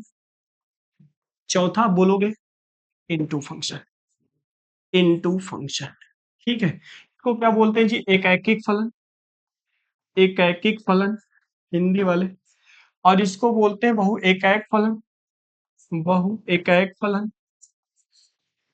इसको क्या बोलते हैं, आंटू को बोलते हैं आच्छादक फलन, आच्छादक फलन। और इनटू को बोलते हैं जी अंतःक्षेपी फलन, अंतःक्षेपी फलन, अंतःक्षेपी फलन, ठीक है। ये चारों को पहले समझ लेते हैं ये होते क्या है, ठीक है, इसके बाद हम लोग बात करते हैं। पहले हम लोग सीख लेते हैं वन वन फंक्शन, एक ऐकिक फलन हिंदी वाले, वन वन फंक्शन। इधर सीख लेते हैं मेनी वन फंक्शन, दोनों में डिफरेंट सीखते हुए आगे बढ़ेंगे। Many one function, many one function, देखो वन वन फंक्शन क्या होंगे, one one function if f such that A change to B, ठीक है, पहले कोई फंक्शन होनी चाहिए, ये ए सेट हो गया, ये बी हो गया, यहाँ पे भी f such that A change to B, ये हमारा सेट ए हो गया, ये हमारा सेट बी हो गया, ठीक है। बात ए में अगर हम बात करते हैं तो इसमें एलिमेंट 1 2 3 4 5, इसमें A B C D E F, ठीक है। सबसे पहले आप हमें ये देखकर बताओ, सबसे पहले हमें ये देखकर बताओ कि ये फंक्शन है कि नहीं, ये देखकर बताओ फंक्शन है कि नहीं है, ठीक है। A B C D E F, ठीक है, मेनी वन फंक्शन,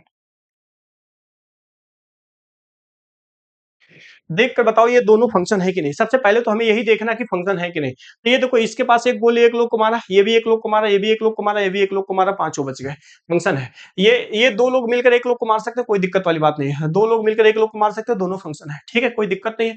ठीक है, इसमें एलिमेंट, बीच में एलिमेंट बच जाए, कोई दिक्कत वाली बात नहीं, ए में एलिमेंट बच गया तो नहीं होगा, ठीक है, तब वो फंक्शन नहीं होगा। अब ये दोनों फंक्शन है, दोनों फंक्शन है, तो एक ऐकिक फलन किसे कहते हैं, हिंदी वाले वन वन फंक्शन। देखो, ये यहाँ पे ए लिख दो, यहाँ पे भी ए लिख दो, वन वन मतलब सेट, ये ए लिख दो, यहाँ पे भी लिख दो, मतलब सेट ए के वन मतलब एक एलिमेंट, सेट ए के एक एलिमेंट का जो रिलेशन है वो सेट बी में कितना बने, वन बने, एक बने। सेट ए के एक एक एलिमेंट का जो इमेज है वो सेट बी में कितना बने, एक बने। सेट ए के एक एलिमेंट का इमेज एक थे बना, यहाँ पे भी एक थे बना, यहाँ भी एक थे बना, यहाँ भी एक बना, यहाँ भी एक बना।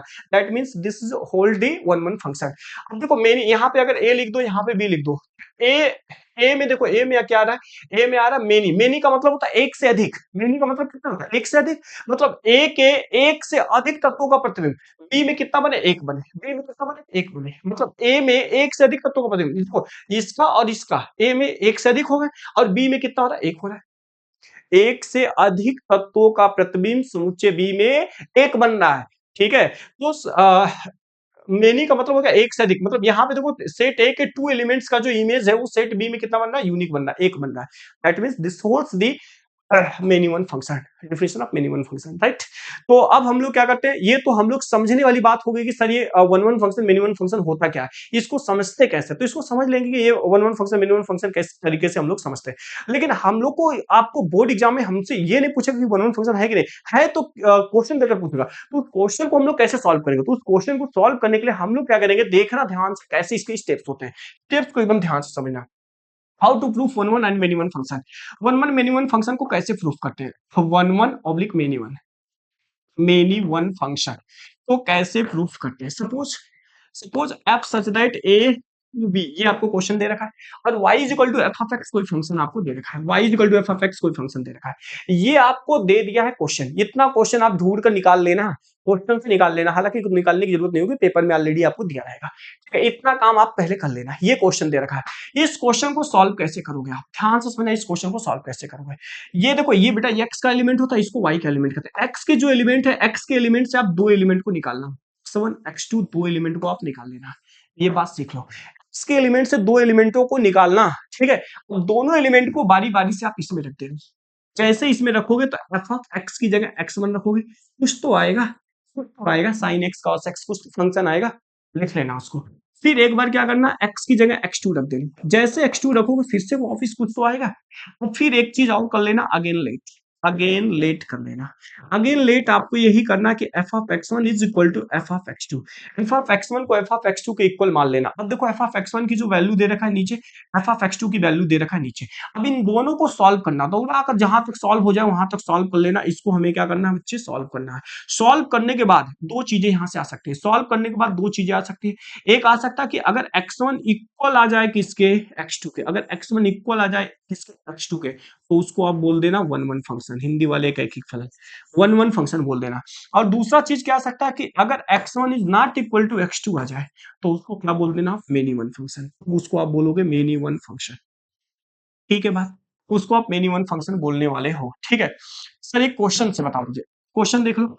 F such that natural to natural, ठीक है, एफ ऑफ एक्स अगर दे दे, राइटिंग अच्छी नहीं हो रही, f such that natural to natural, ठीक है, थोड़ा सा राइटिंग पे ध्यान देते हैं। दे रखा है कि F such that natural to natural, ठीक है, F such that natural to natural, और F of x is equal to दे रखा है कितना, सपोज 2x+3, ये दे रखा है 2x+3, ये दे रखा है। ठीक है, ये क्वेश्चन समझना। एक और क्वेश्चन समझ लेना साथ ही साथ, एक और क्वेश्चन साथ ही साथ समझ लेना। F of x is equal to, यहाँ पे F such that natural to natural और F of x is equal to X square, ये दो क्वेश्चन में बड़े दमदार क्वेश्चन है। इन दोनों को अच्छे से समझना, इसको समझ लोगे तो बड़े से बड़े क्वेश्चन भी सॉल्व कर लोगे, क्योंकि कॉन्सेप्ट एकदम क्लियर हो जाएगी। कॉन्सेप्चुअल क्वेश्चन है, ठीक है, एकदम कॉन्सेप्ट को ध्यान से समझना। देखो बच्चे, ये एक्स के एलिमेंट है, ये वाई होता है। एक्स जो है, एक्स कहाँ बिलोंग कर रहा है, नेचुरल में, वाई कहाँ बिलोंग कर रहा है, नेचुरल में। इस बात को ध्यान रखना, एक्स नेचुरल में बिलोंग कर रहा है, वाई भी नेचुरल में बिलोंग कर रहा है, इस बात को ध्यान रखना। आपको करने क्या है कि जो x है, उस x से दो एलिमेंट निकालते हैं, एक x1 और एक x2। ऐसे कर कर आपने दो एलिमेंट को निकाल लिया। निकालने के बाद बारी बारी से एक एक एलिमेंट को रखना। एक बार x के प्लेस पे x1 रिप्लेस करना, x1 रिप्लेस करना। जैसे आपने x के प्लेस पे x1 रिप्लेस किया तो ये बन जाएगा 2x1+3, और एक बार x के प्लेस पे x2 रिप्लेस करना, that means f of x2, ये बन जाएगा 2x2 और प्लस कितना 3। ठीक है, फिर इसके बाद जो बताए गए स्टेप्स है, अगेन लेट कर लेना। अगेन लेट में आप क्या करोगे कि एफ ऑफ x1 को इक्वल कर दोगे किसके, एफ ऑफ x2 के। एफ ऑफ x1 को एफ ऑफ x2 के इक्वल कर लेना। अब this is implies F of x1 की जो वैल्यू उसको रख दीजिए, एफ ऑफ x1 की वैल्यू है 2x1 प्लस 3 और एफ ऑफ x2 की वैल्यू कितनी है, थोड़ा सा है, ये प्लस, ठीक है, और एफ ऑफ एक्स टू की वैल्यू कितनी है, तो आप बोलोगे 2x2, ठीक है। अब इसको सॉल्व करने, तो सॉल्व करने के लिए 3 से 3 कैंसिल आउट, तो यहाँ पे बचा 2x1 is equal to 2x2, 2 से 2 वापिस cancel out, this is implies x1 is equal to x2, x1 x2 के इक्वल अगर आ जाए तो उसके लिए हम क्या बताए थे, वन वन फंक्शन। अब ये कौन सा फंक्शन हो जाएगा, वन वन फंक्शन होने वाला है। इसको देखिए, इसको अगर हम लोग देखते हैं तो इधर से देखते हैं, ये फिर से वापिस x का एलिमेंट है और ये y का एलिमेंट है, ठीक है, x का एलिमेंट नेचुरल, y का एलिमेंट भी क्या हो गया, नेचुरल। इसका काम आएगा अगला जब पढ़ाएंगे तब, इसका काम अभी इसमें। तो y से x से, ये x है, x से दो एलिमेंट निकालने हैं, कौन कौन से एलिमेंट है, एक x1 और एक x2, ऐसे कर आपने दो एलिमेंट को निकाल लिया। एक बार x के प्लेस पे x1 रिप्लेस करो, तो जैसे हम x के प्लेस पे x1 रिप्लेस करते हैं, that means f of x1 is equal to बन जाएगा x1 का स्क्वायर, क्योंकि ये x है, x का स्क्वायर है, x को रिप्लेस करोगे x1 में, दैट मींस x1 का स्क्वायर। अब फिर क्या करने हैं? एक बार x के प्लेस पे x2 रिप्लेस कर दो, जैसे आप x2 रिप्लेस कर दोगे तो ये कितना हो जाएगा, x2 का स्क्वायर, ठीक है। फिर क्या करने हैं, फिर जो आपका स्टेप्स है वही अगेन लेट, पुनः माना, पुनः क्या लेट करेंगे कि f of x1 is equal to f of x2, f of x1 को f ऑफ x2 के इक्वल ले लेना। तो जैसे आप लेते हो तो this is implies f of x1 की वैल्यू कितनी है, तो आप बोलोगे सर x1 का स्क्वायर, इसकी वैल्यू कितनी है, तो ये बन जाएगा कितना, x2 का स्क्वायर, ठीक है। इस वैल्यू को आप वापिस इधर ला देना, इस वैल्यू को इधर ला देना, दैट मीन्स x1 का स्क्वायर माइनस x2 का स्क्वायर इज इक्वल टू 0। अब इसमें फॉर्मूला लगा देना आप a square minus b square का, तो ये बन जाएगा a minus B, x1 minus x2, और दूसरे ब्रैकेट में हो जाएगा x1 plus x2, a plus b, x1 plus x2 is equal to 0। अब यहां से जब सॉल्व करोगे तो ये वाली value x1 is equal to x2 आ जाएगा, लेकिन यहां से जो वैल्यू आएगा वो x1 is not equal to किसके आएगा, x2 पे आएगा। दैट मींस ये क्या होगा, अगर एक भी आ गया ना, एक भी फैक्टर आ गया x1 is not equal to x2, तो इसको हम लोग क्या बोलेंगे, मेनी वन फंक्शन बोलने वाले हैं, इसको हम लोग मेनी वन फंक्शन बोलने वाले हैं, मेनी वन फंक्शन वो एक फलन हो जाएगा, ठीक है। इस तरीके से आप one one function, many one function को समझ सकते हैं। आओ समझिए नेक्स्ट, नेक्स्ट अब हम लोग समझेंगे क्या, नेक्स्ट अब हम लोग समझेंगे onto and into function, onto function, onto function इसको कहते हैं आच्छादक फलन, आच्छादक फलन, ठीक है। और एक और फंक्शन होगा जिसको हम लोग बोल देंगे into function, into function, into function जिसको हम लोग बोलेंगे अंतःक्षेपी फलन, अंतःक्षेपी फलन, अंतःक्षेपी फलन। तो देखो आंटू फंक्शन में क्या होता है, वही सारी बातें पुरानी कथा, f such that A change to B, ठीक है, ये ए हो गया, ये बी हो गया, ठीक है, और इसमें क्या होंगे, f such that A change to B, फिर से देखो ये ए हो गया, ये बी हो गया, ठीक है। इसके एलिमेंट्स अगर देखें 1 2 3 4, इसके element A B C D E F, इसमें एलिमेंट देखो 1 2 3 4 5, इसमें A B C D E F G, ठीक है। तो आच्छादक में अगर देखते हैं तो ये एलिमेंट इसमें, ये एलिमेंट इसमें, ये इसमें, ये इसमें, क्या, ठीक है। और इसको देखो, इससे ये इसमें, ये इसमें, ये भी इसमें, ठीक है, इतना ही बना दो, तो बहुत ज्यादा नहीं करते हैं, ठीक है। इसमें एक आच्छादक होगा, एक अंतःक्षेपी होगा, कब कब होगा इस बात को भी सीखना पड़ेगा, इरेजर काम क्यों नहीं कर रहा है, ठीक है। तो आच्छादक अंतःक्षेपी कब होगा इस बात को सीखना पड़ेगा, ठीक है? देखते हैं कब होगा ये। तो देखिए, अगर इसको इसको हम लोग कहते हैं डोमेन, इसको हम लोग क्या बोलते हैं जी, डोमेन, डोमेन, इसको हम लोग बोलते हैं जी कोडोमेन, कोडोमेन, ठीक है, कोडोमेन, इसको भी बोल देंगे डोमेन। तो डोमेन ऑफ दी फंक्शन इसमें देखेंगे तो कितना है, 1 2 3 4, कोडोमेन ऑफ दी फंक्शन अगर देखेंगे तो कोडोमेन कितना है, ए बी सी डी, बस। और range of the function, range क्या होते हैं कि बी के वे एलिमेंट जो ए के साथ बिलोंग करते हैं, बी के वे एलिमेंट जो ए के साथ बिलोंग करते हैं, वो कौन कौन से एलिमेंट है, तो वो है ए बी सी और डी, ये एलिमेंट। तो इसमें इसमें अगर ध्यान से देखोगे, आच्छादक या आंटू फंक्शन में क्या होते हैं, codomain of the function equal to किसके, रेंज ऑफ द फंक्शन के। जब किसी फंक्शन का कोड डोमेन उसके रेंज के इक्वल हो जाता है तो उसे क्या कह देते हैं, तो उसे हम लोग बोल देते हैं आच्छादक फंक्शन या आंटू फंक्शन बोल देते हैं। इसमें देखिए, इसमें जो डोमेन होता है, डोमेन को हिंदी में कहते हैं जी प्रांत, वहां पे भी लिख लेना प्रांत। वो डोमेन को कहते हैं सह प्रांत, वो डोमेन को कहते हैं सह प्रांत। इसका डोमेन ऑफ द फंक्शन क्या क्या है, तो डोमेन आप बताओगे 1 2 3 4 और 5, ठीक है। Core domain of the function क्या है, तो कोर डोमेन आप बताओगे ABCDEFG, ठीक है, ये बताओगे। और रेंज ऑफ द फंक्शन क्या है, रेंज, तो रेंज बी के वे एलिमेंट जो ए के साथ बिलोंग करते हैं सिर्फ इतना ही कर रहे हैं, दैट मीन्स ये कितना हो जाएगा, ABCDE हो जाएगा, ठीक है। तो इसमें देखोगे तो क्या हो जाएगा, codomain of the function is not equal to range of the function, codomain of the function is not equal to range of the function, that is known as the into function. तो अब हम उसे क्या कहेंगे, into function कहेंगे, ठीक है। चलो अब इतनी बात हो गई, अब एक एक क्वेश्चन भी समझ लेते हैं। एक क्वेश्चन समझ लेते हैं कि कोई फंक्शन अगर है, जैसे f such that natural to natural, natural to natural f of x is equal to 2x+5, ये क्वेश्चन है, 2x+5, ठीक है, 2x+5, ठीक है। इस क्वेश्चन को बताना है कि ये आंटू है कि इंटू है, तो इसका स्टेप्स क्या होता है, पहले आंटू इंटू का स्टेप समझ लेते हैं, पहले आंटू इंटू के स्टेप्स को समझ लेंगे तब ना करेंगे how to proof onto and into function. तो देखिए, किसी फंक्शन को आंटू या इंटू कैसे प्रूफ करते हैं, onto oblique into, onto into कैसे प्रूफ करते हैं, तो देखिए आपको जो सबसे पहले f such that A change to b, ऐसा जो दिया हुआ है, अब इसके बाद क्या करने हैं कि f of x is equal to कुछ तो दिया होगा, तो आप इसको प्रूफ करने के लिए ये क्वेश्चन दिया होगा, इस तरीके का क्वेश्चन आपको दिया होगा। इस क्वेश्चन में आपने करने क्या है कि लेट कर लेने, let, let f of x की वैल्यू को वाई लेट करनी है, जैसे आप वाई लेट करोगे तो y is equal to x के फॉर्म में यहाँ पर कोई क्वेश्चन होगा, in form of x, in form of x.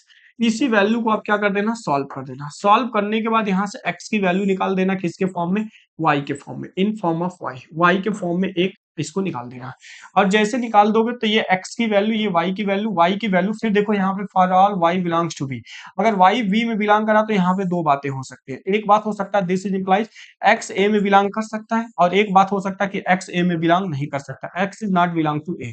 अगर x a में बिलोंग कर जाए तो उसे हम लोग बोलेंगे ऑनटू फंक्शन, अगर x a में बिलोंग कर जाए तो उसे बोलेंगे ऑनटू फंक्शन, अगर नहीं बिलोंग कर जाए तो उसे कहते हैं इनटू फंक्शन, उसको हम लोग इनटू फंक्शन बोलने वाले हैं, ठीक है। तो एक क्वेश्चन समझ लेते हैं, क्वेश्चन क्या है, क्वेश्चन ये है कि F such that natural to natural, ठीक है, f of x is equal to कितना है, 2x+5, ये दे रखा है, ठीक है, f of x is equal to this. इसको अगर हमें बताने हैं कि ये क्या है, ऑनटू इनटू क्या है, ठीक है, तो इसके सोल्यूशन को कैसे करेंगे, ठीक है, इसके सोल्यूशन को कैसे करेंगे, देखो इसके सोल्यूशन को करने के लिए आपको क्या करने पड़ेंगे, सबसे पहले लेट एफ ऑफ एक्स की वैल्यू को वाई लेट करने होंगे, इसके प्लेस पे वाई पुट कर दो, तो y is equal to 2x+5। देखो अब हमने बताया फिर इसको क्या करना है, सॉल्व करना है, सॉल्व कर कर आप x की वैल्यू निकाल लीजिए, तो ये 5 को इधर ट्रांसफर कर लीजिए, तो 2x इज इक्वल टू कितना हो जाएगा, y-5, और x की वैल्यू निकालते हो तो y-5/2, ये आपके x की वैल्यू निकल आई। अब देखो ये x की वैल्यू, ये y की value for all y belongs to natural number, अगर y की वैल्यू को हम नेचुरल नंबर रखते हैं, नेचुरल नंबर होता क्या, 1 2 3 ऐसे करके, तो नेचुरल नंबर में 1 रखते हैं, तो 1 रखेंगे तो 1-5 दैट इज -4 मतलब x की जो वैल्यू हो जाएगी वो -2 हो जाएगी, that means x is not belongs to natural number. इस केस में x जो है वो नेचुरल नंबर में बिलोंग नहीं करता, जब x नेचुरल नंबर में बिलोंग नहीं करेगा, हम आपको बताएं जब x नेचुरल नंबर में बिलोंग नहीं करेगा तो उसको क्या बोलेंगे, इनटू फंक्शन, दैट इज ये क्या हो जाएगा, ये आपका बन जाएगा इनटू फंक्शन, ये आपका इनटू फंक्शन बनने वाला है, ठीक है, ये आपका इनटू फंक्शन बनने वाला है। एक और क्वेश्चन देख लेते हैं अनटू बनाकर, जैसे एक क्वेश्चन दे दिया कि एफ सच दैट, ले लेते हैं क्वेश्चन दूसरा कोई, रियल ले लिया जाए, आइडेंटिटी ले, कौन सा ले लिया जाए, रियल ही ले लिया जाए, रियल ले लिया जाए, रियल ज्यादा बेटर होगा, रियल टू रियल, चलिए रियल से रियल ले लेते हैं, और F of x is equal to 3x+9, ऐसा ले लेते हैं, कुछ इजी सा क्वेश्चन ले लेते हैं, ठीक है, 3x+9 ये क्वेश्चन ले लेते हैं। तो इस क्वेश्चन को अगर हमें बताने हैं कि नहीं बताओ ये क्या है, ठीक है, तो इसके सोल्यूशन बताना ऑन टू इंटू इसको बताना है, तो ऑन टू इंटू इसको बताने के लिए क्या करेंगे, सबसे पहले लेट करेंगे f of x is equal to कितना, वाई, एफ ऑफ एक्स की वैल्यू को वाई लेट कर लो, तो इसके प्लेस पे वाई रखेंगे तो 3x+9, तो यहाँ से हो जाएगा y is equal to y-9 को इधर ट्रांसफर करेंगे, y-9 is equal to 3x, that means x is equal to हो जाएगा y-9/3, ठीक है, बात यहाँ तक आ गया। अब इसमें क्या करते हैं, वाई फॉर ऑल, देखिए for all y belongs to real number, दुनिया का कोई भी रियल नंबर रखे एक्स की वैल्यू रियल ही आएगी, x belongs to also real number, क्योंकि एक्स की वैल्यू रियल में ही बिलोंग कर रही है। दैट मीन्स ये क्या, अगर बिलोंग कर गया तो इसको क्या बोलेंगे, इसको ऑन टू फंक्शन बोलने वाले हैं, इसको हम लोग ऑन टू फंक्शन बोलने वाले हैं। तो इस तरीके से अगर क्वेश्चन बचे हुए हैं इसमें, ठीक है, और क्वेश्चन अब जितने ज्यादा से ज्यादा आप लगा सकते हैं लगाइए, ठीक है, ज्यादा से ज्यादा क्वेश्चन लगाएंगे तो ज्यादा ही बेटर होगा, ठीक है। तो क्वेश्चन लगा लगा कर आप इसको क्या करिए, खत्म कर दीजिए, ठीक है। इतने सारे क्वेश्चंस हो गए, इतनी सारी चीजें हो गई, इतना करने के बाद एक चैप्टर ये पूरे तरीके से होने वाला है, कंप्लीट हो गया है, ठीक है। तो सारे चैप्टर्स हो गए हैं, बस आज के लिए इतना ही। ये फर्स्ट चैप्टर पूरे तरीके से खत्म हो गया, क्वेश्चन है, बंद कर दीजिए यहाँ से। Bye bye.